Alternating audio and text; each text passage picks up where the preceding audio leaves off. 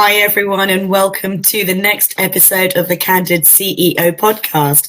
I'm really pleased to be able to welcome Jim Brown, partner at Big Rothenburg, who's joining me today for a chat about his journey and the journey of Big Rothenburg. And I just take this moment to welcome you. Hi, Jim. Hi, good morning, and thanks for inviting me along, Meeta. Pleasure to be here.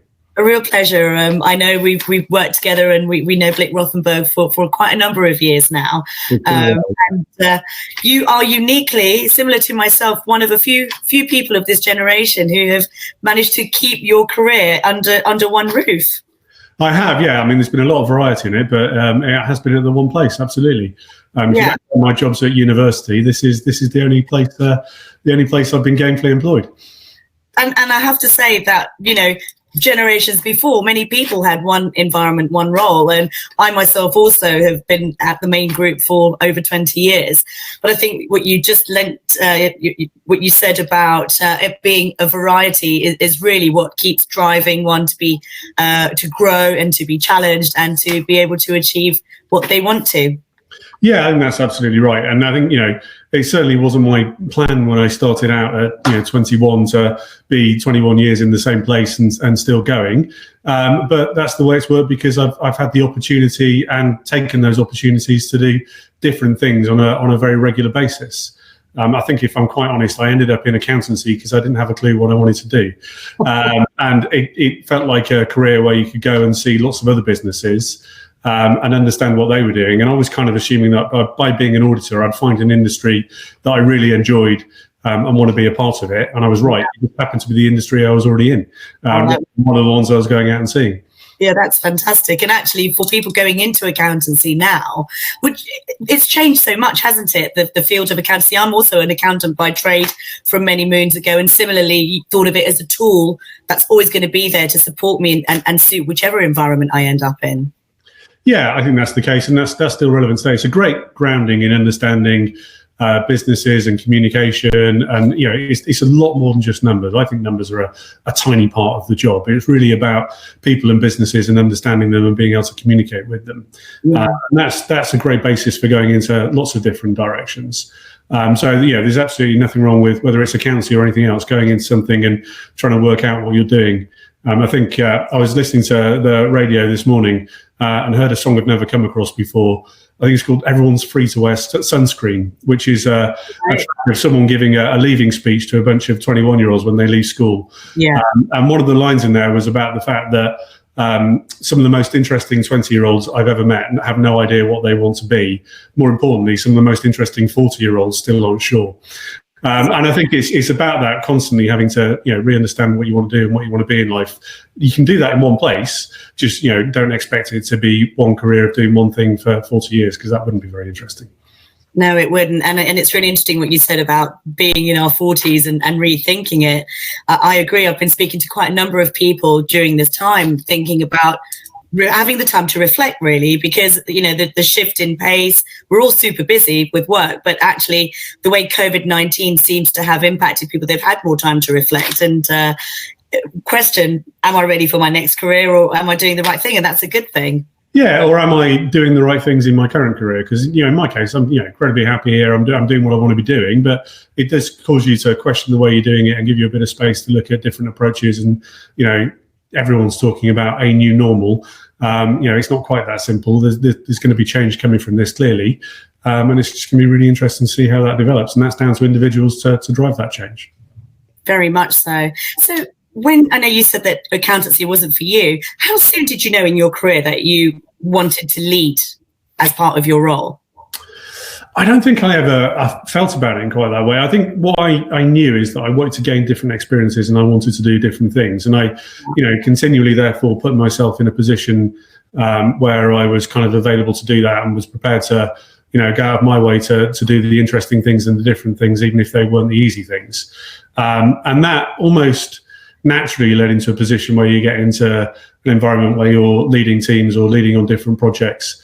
And you start developing a skill set and people start recognizing that and giving you more and more of that opportunities. So I didn't think about it as wanting to lead. I thought about it as, wanting to do the interesting work, do the interesting jobs, work with interesting people, work in interesting environments. Yeah, that kind of evolved into a leadership role over a period of time. And if you were to look back and reflect on different elements of your role, you say even now that your work is quite split, sort of a third in the technical space, a third in client facing, and a third in accounting. I mean, how do you get that balance? How do you make sure you're winning in all areas? It's about kind of having a focus and a plan. So, at any one day, week, or month, you need to know what you're going to try and achieve and how you're going to go about doing it. Yeah. So at the start of today, I know this is one of my key things today, and I've got two other things I've got to get out, and they're focused today. They're on a people/process side. Come Monday, I'll be looking at something that's technology focused, but I've also got that, by the end of June, I need to have ticked off A, B, and C, and that we as a company need to have moved forward in certain areas, and have that kind of plan that evolves on a continual basis. So it's very much about planning for the day, the week, the month, and the 6 and 12 month plan as well. Really important. The days go really, go quickly, but the years go much, much quicker. And if you're not careful and don't do that looking forward and don't think about what's coming, you will get trapped in the mundane and the day to day. And the classic case of what's urgent isn't necessarily what's important, and having to think about prioritizing what's important and what's going to make the difference in the medium to long term. Yeah, they're talking a lot about headspace, in leadership training and advisory capacity. How do you create headspace for yourself, Jim? I find a lot of that comes from making time to be with others. I mean, everyone will approach it differently, and some people say I get headspace by walking the dog or sitting on my own for an hour, and I can absolutely see the benefit in that. But I think, speaking as both personally and for us as an organisation, most of the best ideas come when we're talking together. And that's, that does take a bit of planning, because everyone is incredibly busy in different ways at the moment. So create that headspace by putting some time in for that kind of more blue sky thinking, for looking at the long term, and for talking about it amongst the team, whether that's with peers at the same level or the wider team in different environments, and trying to generate those ideas. And that becomes the headspace, because that's how we get the best ideas and move the firm forward. Yeah, very much. We are not islands in this business journey. No, not at all. Not at all. So on that basis, how have Big Rothenburg been able to continue with the collaborative approach during lockdown? How have you all worked? It's been sort of refreshingly, pleasantly easy, slightly too strong a word, but it's worked well.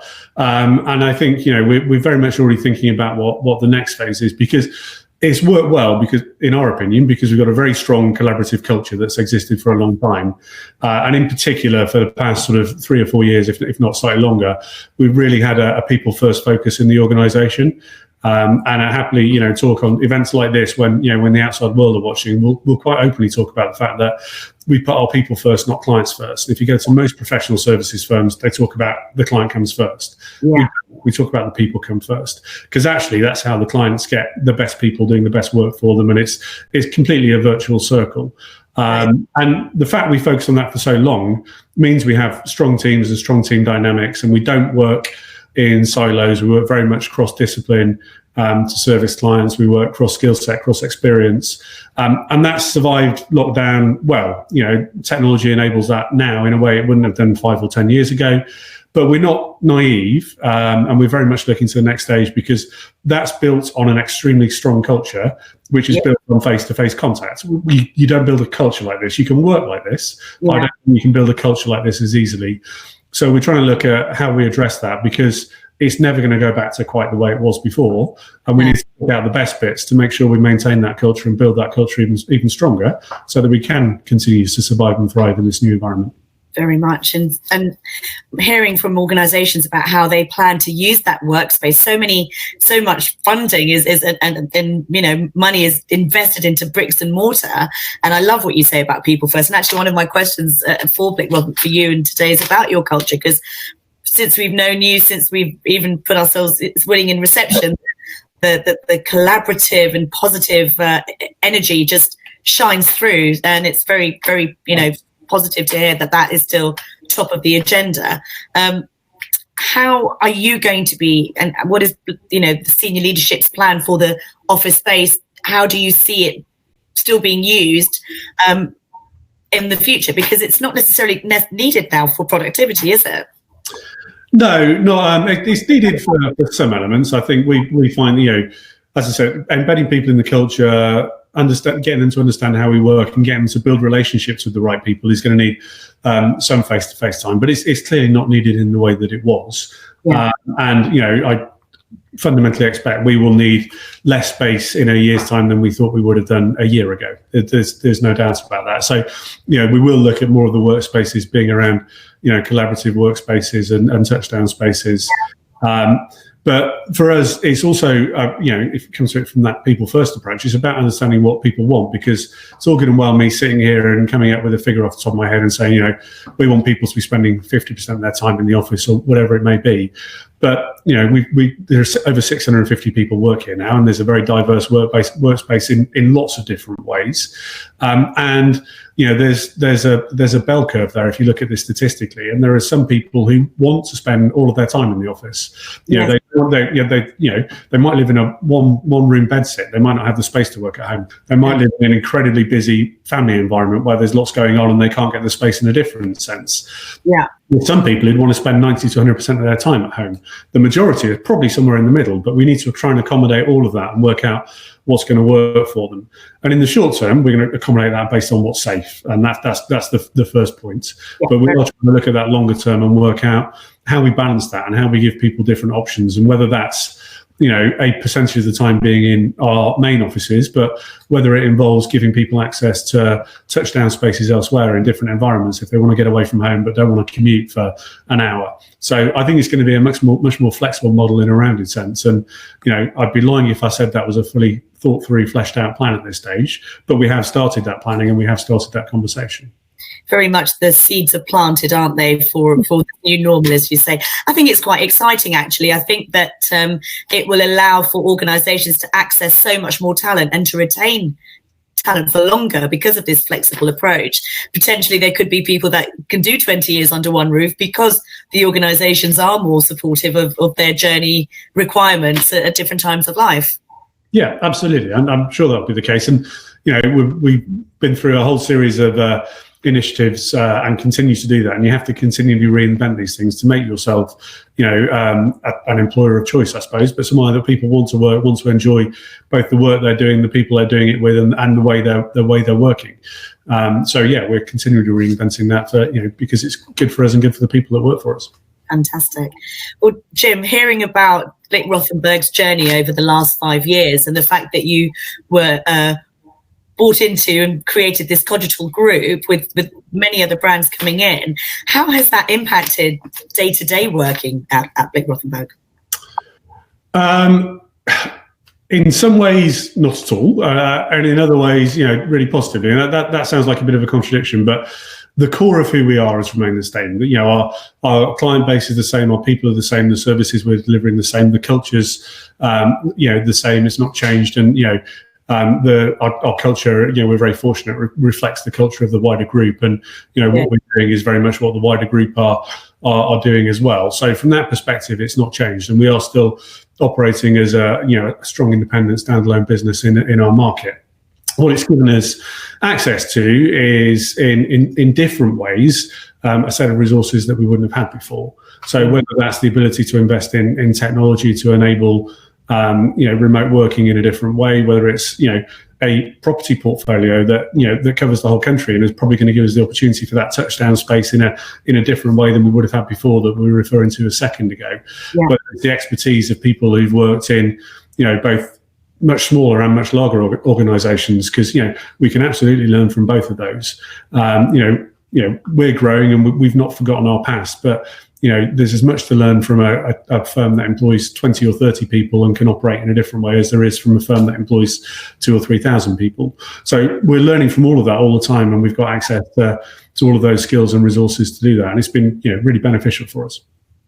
That's fantastic, and it seems like you're going from strength to strength in this journey. So very exciting. And I wanted to ask you, part of this journey for Big Rothenburg and bringing in these other brands, your particular interest has been in the international space. How has that been impacted? I mean, there's two huge areas. There's the Brexit challenge that came into 2020, and now we've also got COVID-19. How has that impacted your area of expertise and your client base that you work with? But in terms of area of expertise, we've never been through a period where so much has changed so quickly in terms of legislation and support, and the government support's been fantastic. But there's been a real pressure on people to understand a whole new set of rules that, frankly, and this is absolutely no criticism of the government because of the environment they were in, but were pushed out and still evolving as they were pushed out. Yeah. They were working in a very different environment, just like we were, and were having to be much creative and much quicker than tax authorities have ever had to be before. So there was an awful lot to learn and try and advise clients on that was changing on a very rapid basis. That's clearly one of the things where scale helps us. We were able to say, create a COVID-19 space on our website very quickly, have different individuals and different teams look at specific legislation from the perspective of different client groups and how it's going to impact them, and be able to, create tailored advice, very quickly in a way that a much smaller firm wouldn't have been able to do. So, from that perspective, there was a great degree of change. In terms of how our clients and the business environment have been impacted, in some ways, it's still too early to tell. We haven't seen a significant drop-off in work. I'm not going to pretend that none of our clients have been affected at all. Again, they just released the figures this morning that in April, the economy shrank by 20%. It's a staggering number. But we've certainly hit countries in the world as well, which is overwhelming and very concerning. Absolutely, and that's the nature of the economy. But having said that, our client base hasn't been hit to that extent yet. And the reason it's too early to say, the government have been great and provided an awful lot of support, and a number of businesses are quite rightly taking advantage of that support, and will really only understand the impact on them in a few months' time when that support has dwindled down. As things stand, COVID, of course, it's going to have an impact. Client in the short term, clients needed a lot more advice and a lot more help and a lot more assistance, and we were able to give that. The medium term is very, very difficult to predict. We still think, as an individual firm, that we will grow and grow strongly. Not quite as we've grown at double-digit organic growth year on year for quite a while now. It probably won't be double-digit next year. Who knows? We'll certainly shoot for the stars because that's the approach that we take. But we're not naive to think that it's going to be exactly like it was last year. But it's difficult to predict. And we certainly think if you are the right firm doing the right thing in the right way, there'll be the opportunity to gain clients and to continue to grow. Yeah, very much so.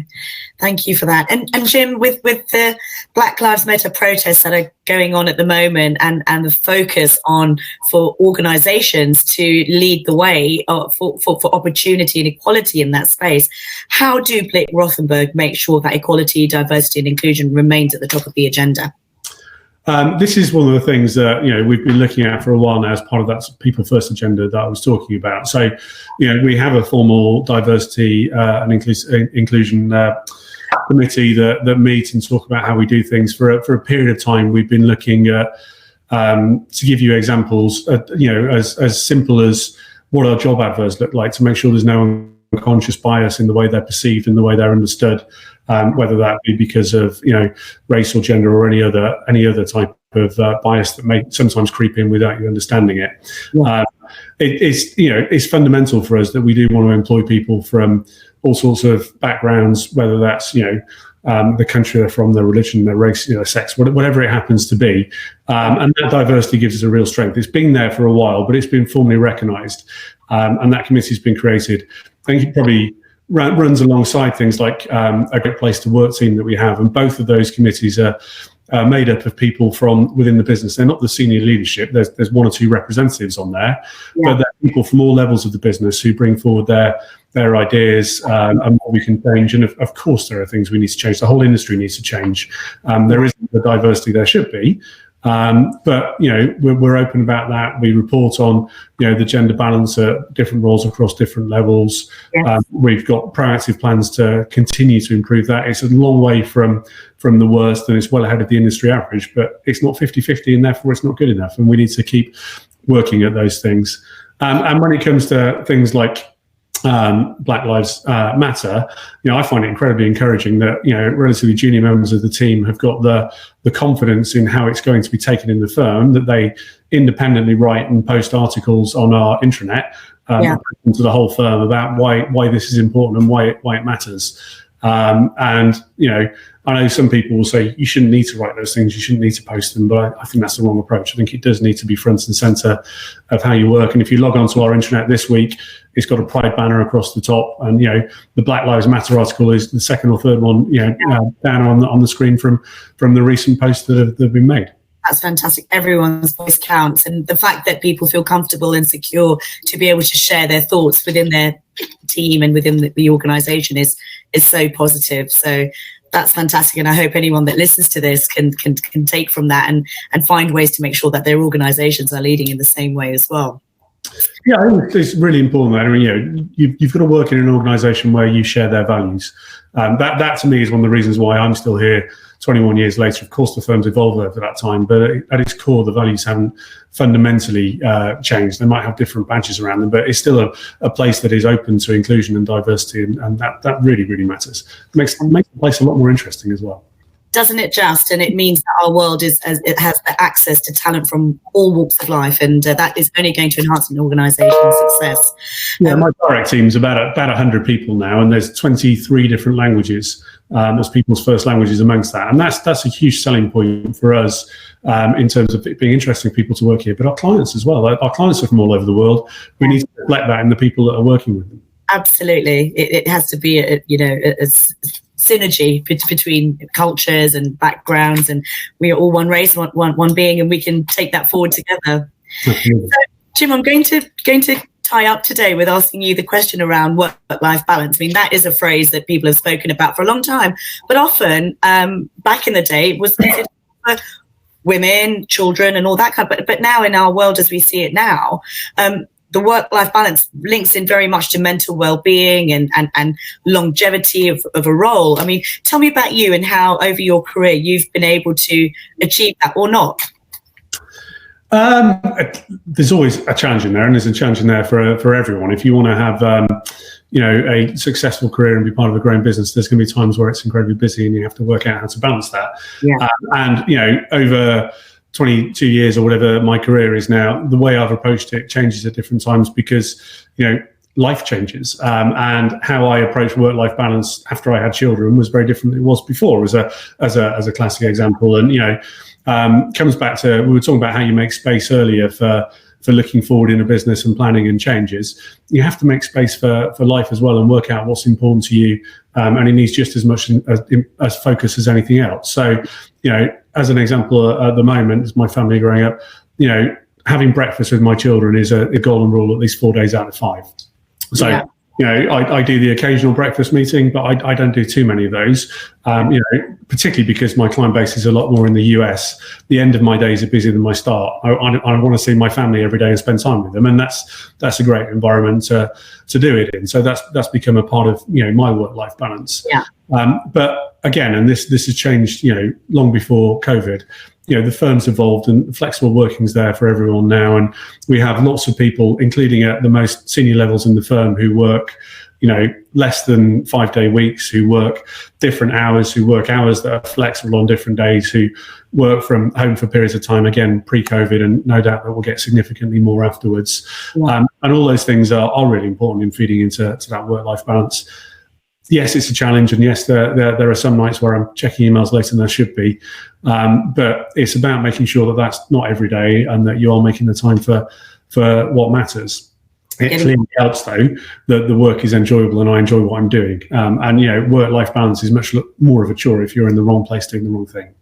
Yeah, very much so. So in this post-COVID world that we're now starting to see the dawn of, potentially this the balance and the ability to benefit from all areas of our life hopefully will be more attainable for many more. It will, but I mean, and again, we're already starting to think about this. You mentioned things like mental health as part of your intro into work-life balance. working in an environment where you don't see people as often, can have its downsides as well. And we very much want to consider that as part of that work-life balance. And particularly over the past few months, that's been a huge focus for us. Is that we identify within our teams who is alone and has less social interaction, and we've put in place social events for everyone, but structures around those individuals in particular as well, to make sure that they are contacted and are part of conversations and are getting FaceTime with people through technology. And that will continue into part of that future world as well, because it's not always the case that being at home all the time is a better work-life balance than being in the office, and we're very conscious of that. We are social animals, and I think just the fact that these stores are opening up on Monday, the 15th of June, we know we can buy everything online, but people will still want to get out there and have that human interaction, and it's similar in a working environment. I'm sure, absolutely, I'm sure. Well, I'm gonna wind today up with a question about culture. You mentioned culture at the beginning, and I think that culture is really front and center in whatever organizations do and how they evolve and how they structure themselves.